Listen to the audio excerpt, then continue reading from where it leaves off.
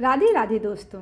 जीवित पुत्री का व्रत यानी जीवन संतान के लिए रखा जाने वाला यह व्रत है। यह व्रत सभी सौभाग्यवती स्त्रियां रखती हैं जिनको संतान होती है। साथ ही जिनके संतान नहीं है वे भी स्त्रियां पुत्र की कामना और पुत्री की लंबी आयु के लिए यह व्रत रख सकती हैं। आश्विन मास के कृष्ण पक्ष की अष्टमी तिथि को प्रदोष काल यानी जब सूर्य छुप रहा हो और शाम गहराने लगे तब माताएं पूजा का समय सुनिश्चित करें। माताएं अपनी संतान की दीर्घायु, स्वास्थ्य और संपन्नता की मनोकामना से यह व्रत करती हैं। इस साल यह व्रत 6 अक्टूबर को नहाय खाए हो रहा है, 7 अक्टूबर को निर्जल व्रत रखा जाएगा और 8 अक्टूबर को सूर्योदय के बाद आप पारण कर सकते हैं। 24 घंटे के निर्जल व्रत को खरजितिया कहा जाता है। इस दिन चक्की के पिसे हुए गेहूं के आटे में गुड़ मिलाकर शुद्ध घी में पकवान बनाया जाता है। पुत्र के नाम का एक बंधन लाल पीले रंग में मार्केट में आता है, आप खरीद के लाएं और उस दिन पूजन करें और गले में धारण कर लें। मान्यता है कि चक्की में पिसे हुए गेहूं के आटे से ही लोग ओटगन बनाते हैं। ओटगन मतलब ठेकुआ बनाते हैं जो शिव जी के को प्रिय प्रदोष काल में पूजा में भी लोग चढ़ाते हैं। व्रत का पारण दूसरे दिन रविवार को कर सकते हैं।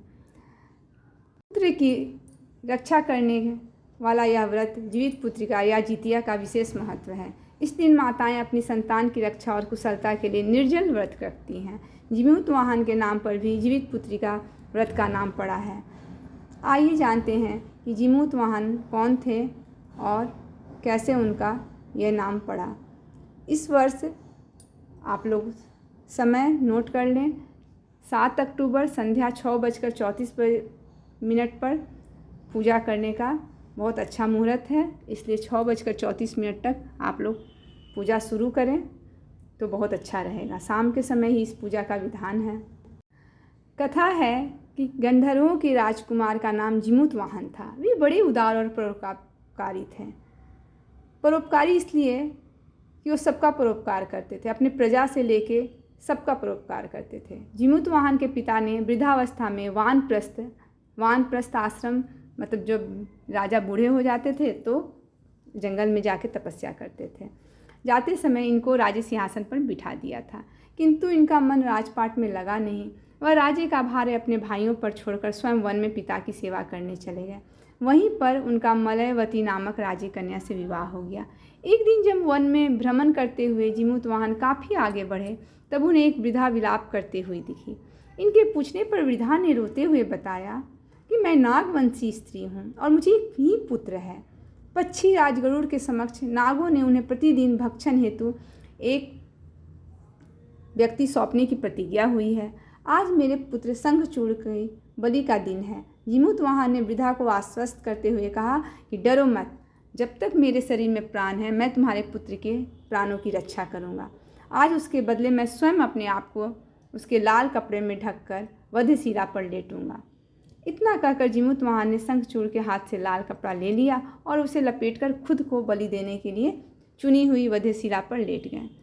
नियत समय पर गरुड़ बड़े वेग से आए और वह लाल कपड़े में ढके जीमूत वाहन को पंजे में दबोचकर पहाड़ के शिखर पर जाकर बैठ गए।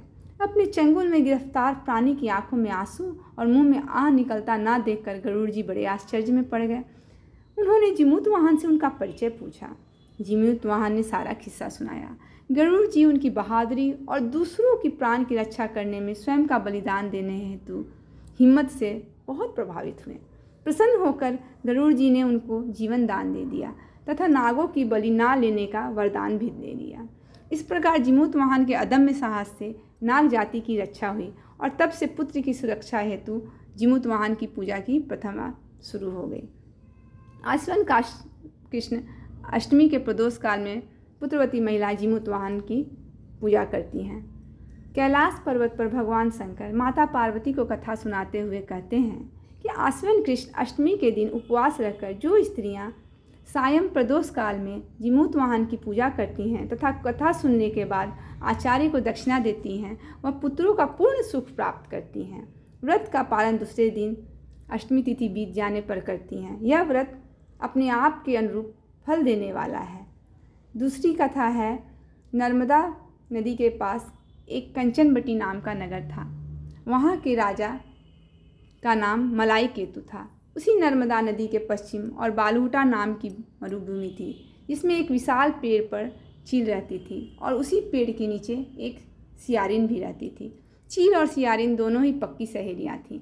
कुछ महिलाओं को जितिया व्रत करते देख चील और सियारिन ने भी यह व्रत करने का संकल्प लिया। दोनों ही भगवान श्री जीमूत वाहन की पूजा और व्रत करने का प्रण लिया। जिस दिन दोनों का व्रत रखना था, ठीक उसी दिन शहर के एक बड़े व्यापारी की मृत्यु हो गई और उनका दाह संस्कार वही मरुस्थल पर हुआ। मुर्दा देखकर सियारिन को भूख लगने लगी और वह खुद को रोक नहीं पाई, जिसके कारण उसका व्रत टूट गया।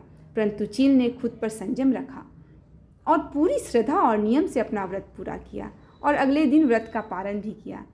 उसके बाद अगले जन्म में दोनों सहेलियों ने पुत्री के रूप में एक ब्राह्मण परिवार में जन्म लिया। उनके पिता का नाम भास्कर था। चील बड़ी बहन और सियारिन छोटी बहन बनी। बड़ी बहन का नाम शीलावती रखा गया और उसकी शादी बुद्धिसेन के साथ हो गई। छोटी बहन का नाम कपूरावती रखा गया और उसकी शादी उस शहर के राजा मलाई केतु से हुई और छोटी बहन कपूरावती कंचनवटी नगर की रानी बन गई। अब भगवान जीमूत वाहन के आशीर्वाद से बड़ी बहन शीलावती को 7 पुत्र प्राप्त हुए। लेकिन इधर कपूरावती जो सियारिन थी पिछले जन्म में, जन्म लेते ही उनके बच्चे खत्म हो गए। कुछ सालों बाद शीलावती के 7 पुत्र बड़े हो गए और राजा के दरबार में काम करने लगे। उन्हें देखकर कपूरावती के मन में ईर्ष्या और जलन की भावना उत्पन्न होने लगी।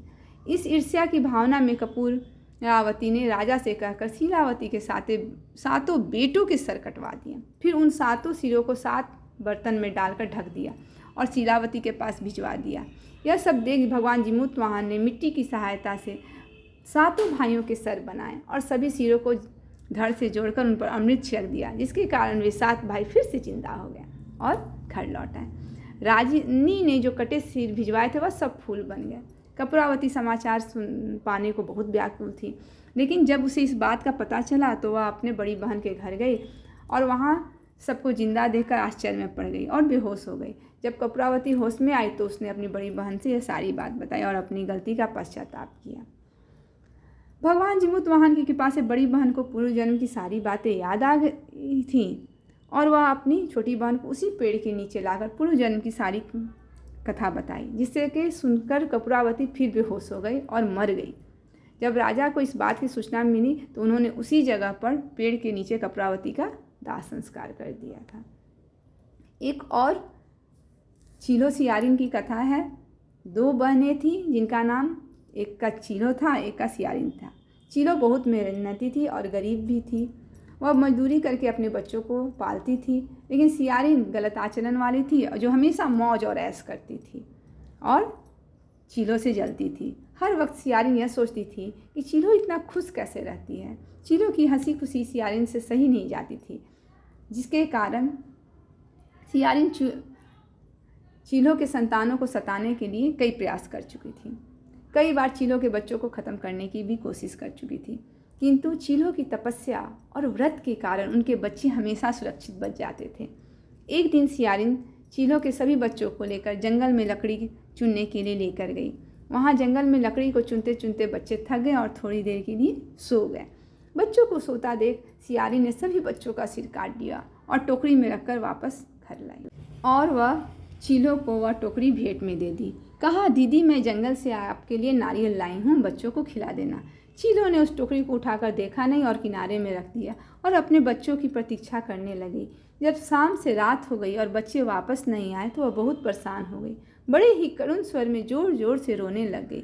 करुणा भरी स्वर को शंकर पार्वती जी से रहा नहीं गया और उन्होंने महादेव से कहा कि हे प्रभु, कोई दुखियारी बहुत रो रही है, उसके रोने में बहुत दर्द छुपा हुआ है, मुझसे बर्दाश्त नहीं हो पा रहा है, हमें चलकर देखना चाहिए कि कौन रो रहा है और क्यों रो रहा है। इस बात पर महादेव जी ने कहा कि यह मृत्यु लोक है, यहाँ पर यह साधारण बात है।